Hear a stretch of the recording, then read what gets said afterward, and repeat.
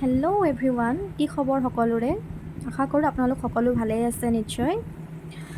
মোৰ পিছে গাটো বৰ ভাল নাছিলে এইকেইদিন, সেইকাৰণে ভিডিঅ' দিব পৰা নাছিল। এতিয়া পিছে আপোনালোকে ইমান চিন্তা কৰিব নালাগে, আকৌ আহি থাকিম এতিয়া নতুন নতুন ধামাকেদাৰ ভিডিঅ' লৈ। আজি ৰাতিপুৱা অলপ সৰু মাছ ল'লোঁ, বৰিয়লা মাছ হয়। আধা কেজিমান আছিলে, তাৰে আধাখিনি খোৱা হ'ল। এতিয়া কেইটামান আছে, ভাবিছোঁ এইখিনি কেনেদৰে বনাম। তাকে ধুনীয়াকৈ বাছি লৈ এইকেইটা নিমখ আৰু হালধি দি লৈছোঁ। আপোনালোকে বাৰু মোৰ ভিডিঅ'বিলাক চাই কেনেকুৱা পায় কমেণ্ট বক্সত জনাব আকৌ।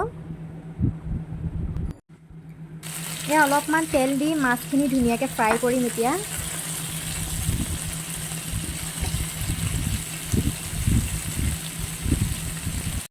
এয়া হৈ গ'ল ফ্ৰাই কৰি।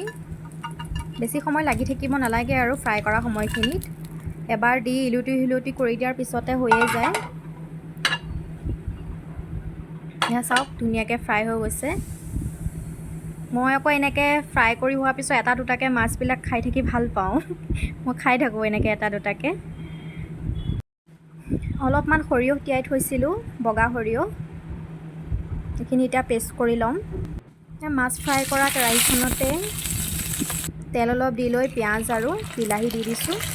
বিলাহীখিনি অকণমান ভাজ খাবৰ কাৰণে পানী অলপ দি কেৰাহীখন ঢাকি দিছোঁ। তো তেতিয়ালৈকে মই যিখিনি পেষ্ট কৰি লৈছিলোঁ সৰিয়হ, তাতে হালধি আৰু নিমখ আৰু মছলা অলপ দি গোটেইখিনি একেলগে মিলাই লৈছোঁ। তেতিয়া পিছত আৰু কেৰাহীত দিবলৈ কোনো প্ৰয়োজন নাই, ডাইৰেক্ট সৰিয়হখিনি ঢালি দিলেই হ'ব আৰু। এয়া বিলাহীখিনি অলপ ভজাৰ পিছতে মই সৰিয়হখিনি ঢালি দিছোঁ। অলপ পানী দি ঢাক মাৰি দিছিলোঁ ভালদৰে সিজিবৰ কাৰণে। এতিয়া ইয়াতে ফ্ৰাই কৰা মাছখিনি মই দি দিম। এইখিনি অকণমান লৰাই পিনি আৰু অলপমান পানী দিব লাগিব, তেতিয়া বস্তুটো ভালদৰে সিজিব। কিন্তু বৰ বেছি পানীও দিব নালাগে, কাৰণ এনেকৈ সৰিয়হৰ লগত অলপ ডাঠ হ'লেহে খাই ভাল লাগে ন, বৰ বেছি পানী বা জোল ভাল নালাগে। এয়া অলপ সময়ৰ পিছতে চাওক ধুনীয়াকৈ হৈ গ'ল। এয়া মোৰ সৰিয়হ দিয়া বৰিয়লা মাছৰ চৰচৰিটো ৰেডি হৈ গৈছে। এতিয়া গেছৰ ফ্লেমটো অফ কৰি দিম, তাৰপিছত আৰু অলপ শুকাই যাব ঠাণ্ডা হৈ গ'লে। তো এইটো ৰেডি হৈ গ'ল মোৰ মাছৰ আঞ্জাখিনি। এতিয়া খাবহে লাগে আৰু গৰম গৰম ভাতৰ লগত।